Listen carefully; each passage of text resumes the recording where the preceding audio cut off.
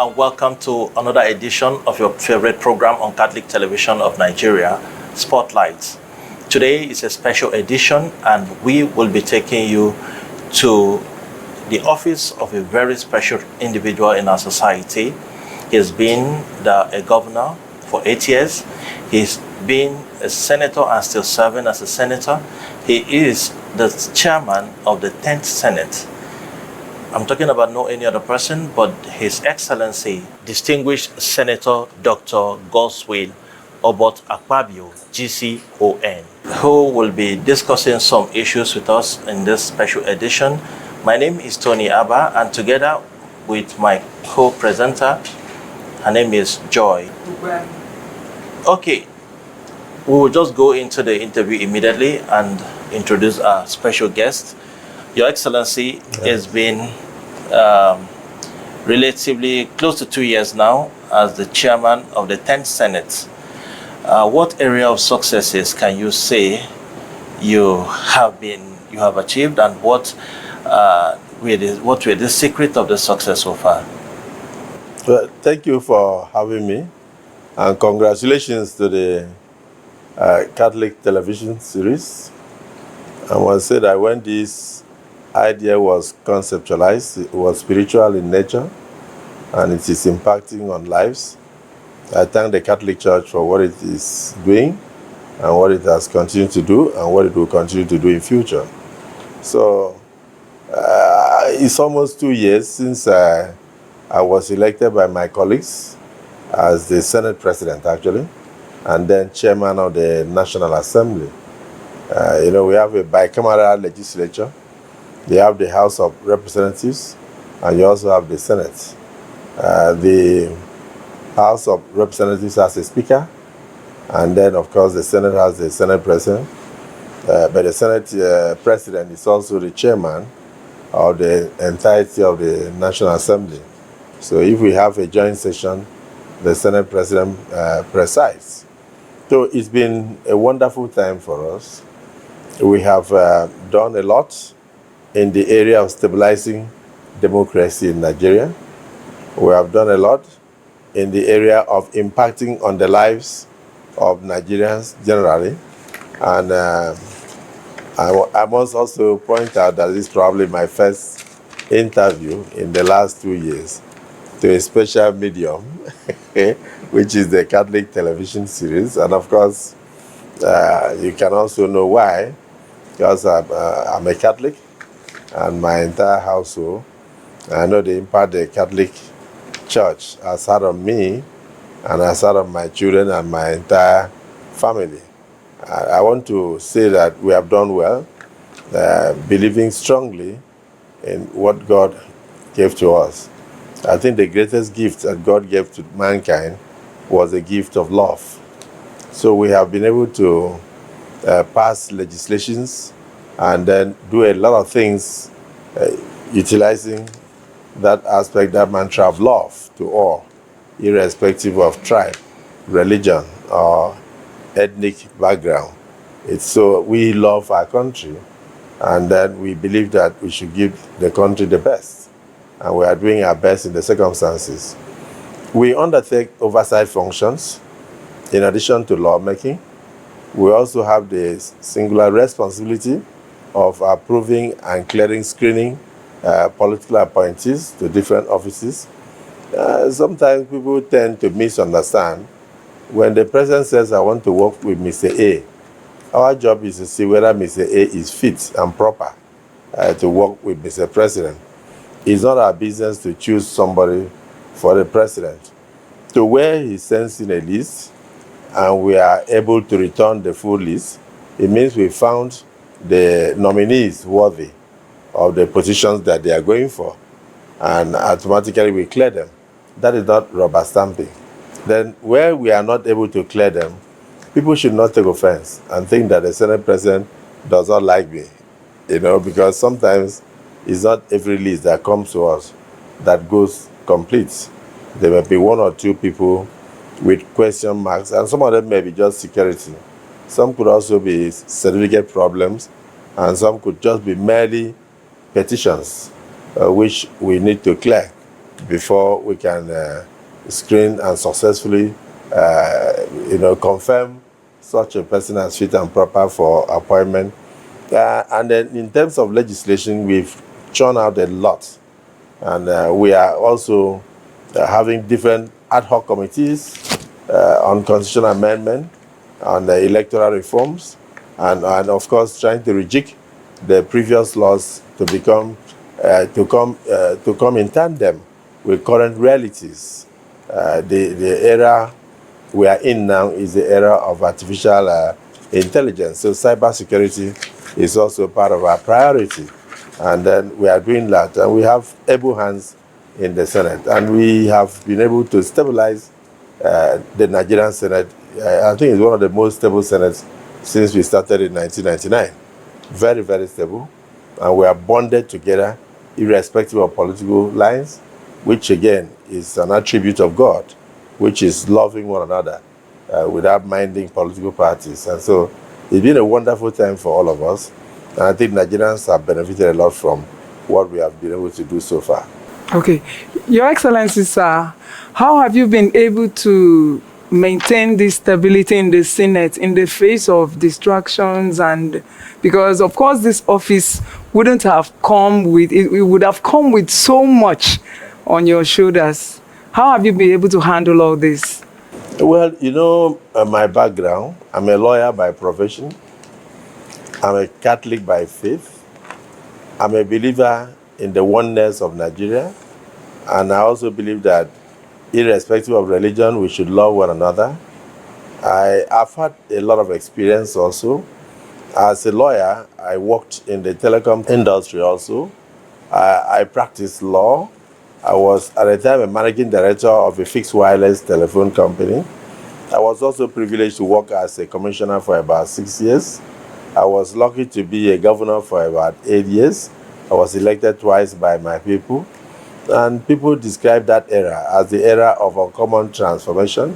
And of course, I left a lot of footprints behind, which of course is a mark of godliness, because there is no way you can go into a place as a Christian and then you don't remember that even if you are on the pulpit, your job is to preach the gospel and turn lives and change lives. Your job is not to steal the pulpit, because if the previous preachers had stolen the pulpit, you would have had none to preach.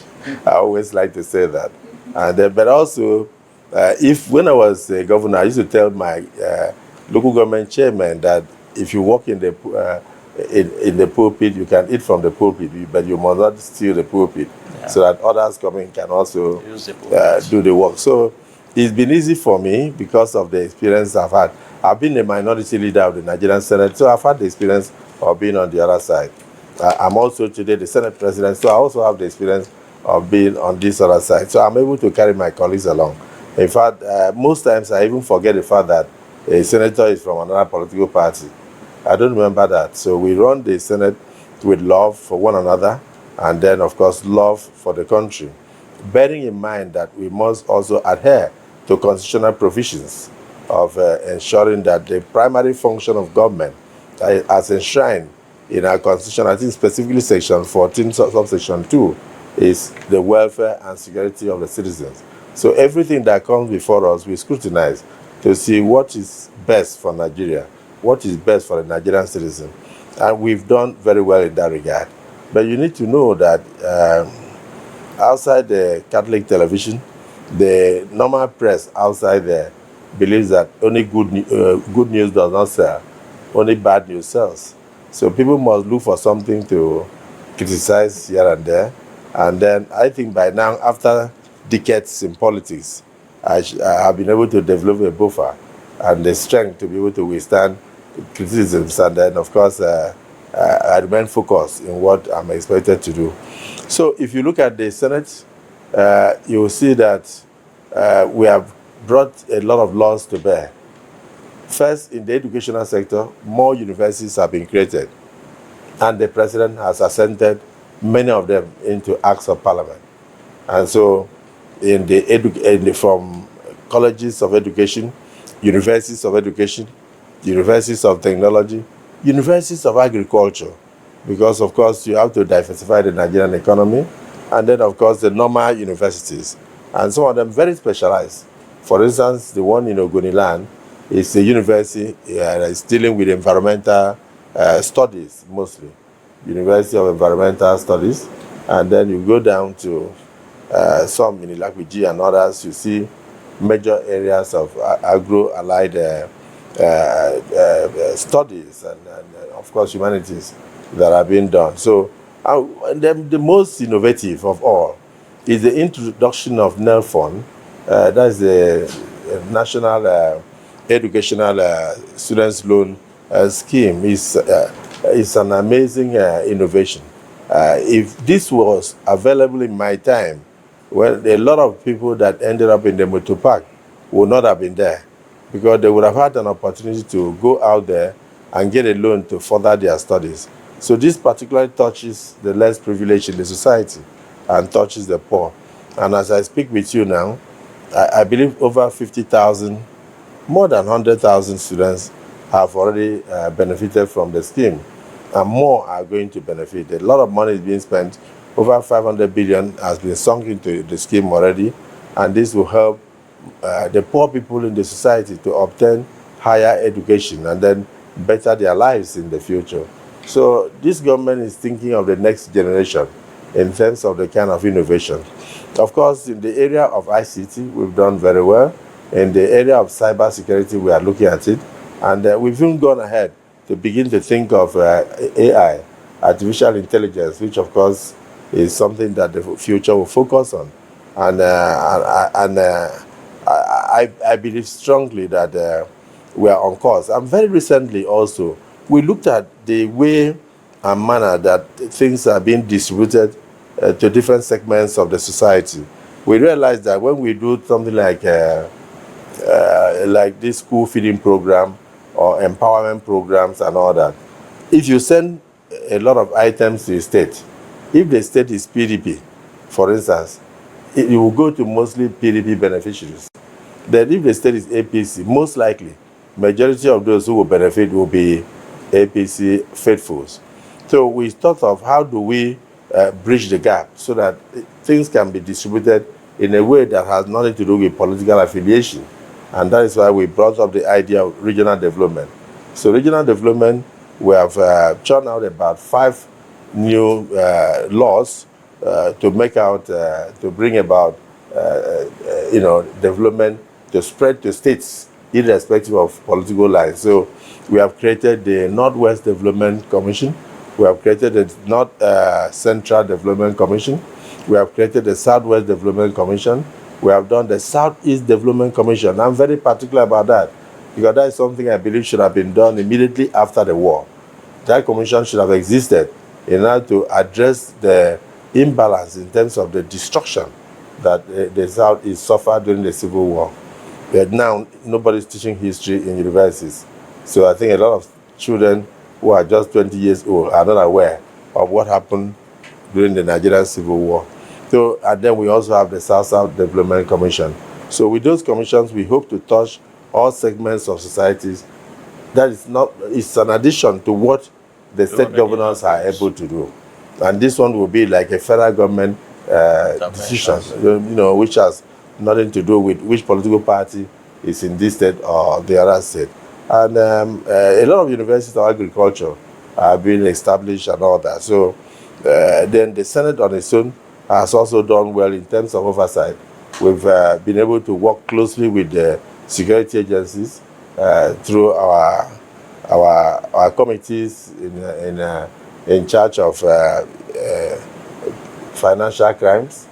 Monies are being recovered, and then we are putting procedures to ensure that those things are well utilized, not just being recovered, but well utilized for the benefit of the people. And we are also counselors, not just to state governments, but also to the federal government. So we also advise. And in some instances, some of the motions that you see us bring about are motions that impact directly on the people. Even though sometimes some people misunderstand, they go for the sensation instead of the reality. I recall the first motion that shocked me was the motion on electricity tariff. when they wanted to increase the tariff, we said no, that it is not yet time. We have not settled the issue of minimum wage. So how can we increase tariff? And so we went against it. And then towards the end, a senator now said, additional prayer. And I said, go ahead. And he said, the poor should be allowed to breathe. I said, is that your additional prayer? And he said, yes. So I said, is any seconder? And somebody said, yes, sir. I thought the person was going to amend the prayer, but he said, I second the motion that the poor should be allowed to breathe. Yeah. I dropped the gavel that the poor should be allowed to breathe. People forgot that we had just stopped the idea of increase in electricity tariffs on the ground that we had not settled the issue of minimum wage. And we had not yet settled the issue of the suffering in the society, and now we can inject money into the society and then bring things to ameliorate the suffering before thinking of hiking electricity tariff. They forgot about that, and they went on that and said, how can the Senate say that the poor should be allowed to breathe? That means the Senate is mocking Nigerians and all that. All my explanations fell on deaf ears because, of course, with the evolution of social media, you can imagine they did all sorts of all sort of emojis and all that. But it's okay. At the end, we just want to say that we are making legislations with love, we are making motions with love, and we are people's centered, and we are very committed to improving the lot of Nigerians and oversighting to make sure that all the funds that we appropriate on a yearly basis are well utilized for the benefit of all. Okay, thank you, Your Excellency. We'll just take a short break, and when we come back, we'll just continue with the program.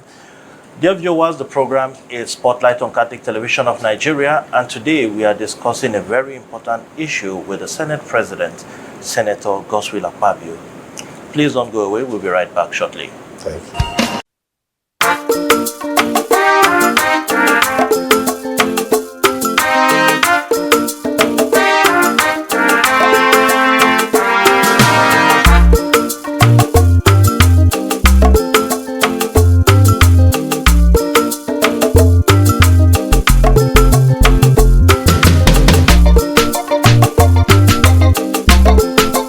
Okay, Your Excellency, from what you've said, it shows that the Senate has done a lot. Now, what is the Senate doing to promote peace and tolerance in a society where we have different ethnic groups, especially as it affects security and terrorism in Nigeria? That's why sometimes you see us inviting all the security chiefs to have closed-door sessions with them. We are in touch with our people in all the constituencies in Nigeria. And so we bring back feedbacks. And so sometimes we invite them to advise on what they should do. And then sometimes we look at the budgets of the various security agencies, and then we improve upon the budgets. And then at the same time, we look at the methodology of fighting crime in Nigeria. And we try to also encourage senators to go back home and empower the people, because sometimes people engage in crimes out of poverty, out of want, and out of lack. And the senators are doing that across the country. I will only say that let us cover more most of those good deeds that are being done, because they are done out of love. So this is no longer a time where the National Assembly will have those things and then take them to Alaba market or to Aba and sell them without the people seeing them. Today, you can actually see people getting very excited and getting all sorts of empowerment materials and all that. So those things will also reduce crime in the society. And then, of course, we have also taken a lot of motions on areas where we have witnessed insecurity here and there. And because security is not something you discuss in the open. So we've done that so many times by inviting people. And we also have ad hoc committees that go to communities to go and settle issues. We do that once in a while, and I can tell you that it is working. And again, you must also know that security is everybody's business. And most especially, the Bible tells us that if the Lord does not watch over the house, the watchman labors in vain. So what it means is that we must also pray. When I was a state governor, I encouraged monthly prayers in my state to hand over the state to God for his mighty protection, for his mercies to abound with us. And then sometimes people will ask me and said, Your Excellency, in spite of all the prayers you call, every week, every month, we still have issues of kidnapping and all that. And I told them, I said, what if we were not praying? What if we were not praying? If we are praying so much, because prayers can never be too much. Prayers can never be enough. If we were not praying, don't you think we would have had volcanic eruptions? If we were not praying, don't you think that the society may not even have existed? If we were not praying, we'll even be able to walk on the street without being shot. So I will encourage Nigerians to hand over the country to into the hands of God through prayers. I will encourage that no matter what we do, no matter the security architecture, we have encouraged the idea of recruiting more policemen, recruiting more people into the armed forces. We have encouraged the idea of creating more cantonments, creating more brigades, and creating more police stations and all that. Even as senators, like in my senatorial district, I have 10 local governments. I'm building about 10 police stations for them. And where there is an existing police station, I build quarters for them. And I will soon commission them. So we are doing all those things to improve the lot of the police. And we are providing vehicles for them for patrols and all that. But above all, we must pray. We must pray, because if God does not look after Nigeria, Nigerians will pray in vain. Your Excellency, as a practicing Catholic and Senate President, it's obvious that corruption has been a major challenge in the country today. What are you doing to help in integrity and sincerity and accountability in governance? Well, I can tell you that in 1959, before the British authorities handed over to Nigeria, and the last Governor General of Nigeria, when he was handing over to Tafawa Balewa, he put in a paragraph there that the greatest problem of Nigeria was corruption. That was 1959. It means corruption was in existence when Nigeria was born on 1st October 1960. So we can only minimize corruption. We may not be able to totally eradicate corruption in the country, but we have been able to minimize it. And it's not so prevalent as you are looking at. On a daily basis, people are doing plea bargains here and there. You may not see the Economic and Financial Crimes Commission doing media trials as they used to do in the past. But a lot of things are being recovered. Billions and billions are being recovered. And the idea is also to ensure that at the home front, the Catholic families, Christians, Muslims alike, must also inculcate in their children habits that would discourage corruption. Because our Bible tells us that you teach a child the ways of God. And when the child grows up, the child will not depart from those ways. And one of the things that we know, one of the tenets of Christianity is do not steal. Do not steal and do not kill. So, and then of course, love one another as you love thyself. If you love somebody, you will not kill that person. You will not harm that person. If you love your country, you will not wreck your country through corruption. When I was a governor, I keep referring to it. I know that people said, oh, how come you are doing so much in Niger Delta? Never seen before. Is it corruption that caused the past governments not to do? I said, no, it's not corruption, it's love. If you love your people, you give them the best infrastructure. If you love your people, you bring the money that is meant for them to develop them. You put the infrastructure on ground for them. And then you must also remember that there is posterity. And you must ask yourself, what will I be remembered for? Is it for acquiring wealth that is all ephemeral? When you close your eyes, you don't know where you are going. If you're a good person, you are going to heaven. If you're a bad person, you are going to hell. And everything is on earth. And we will not take a single thing away. Even if you have 50 houses, they are all going to be here. You understand what I'm saying? So what I think is that families have a responsibility to inculcate Christian values in their children in order to reduce corruption in the society. The same way the Senate has a responsibility to oversight most of the functions of government functionaries. in order to ensure that corruption is reduced to the barest minimum. And we are doing that. And we pray that God will help us to reduce corruption. We have to have total ethical reorientation in the country, so that people can be held accountable for their deeds. And at the same time, people should think of what can they do for their names to remain permanently in the annals of history, and particularly in the hearts of the people they govern, and not necessarily how much they can load in their pocket, because those things, when you go, will not go with you.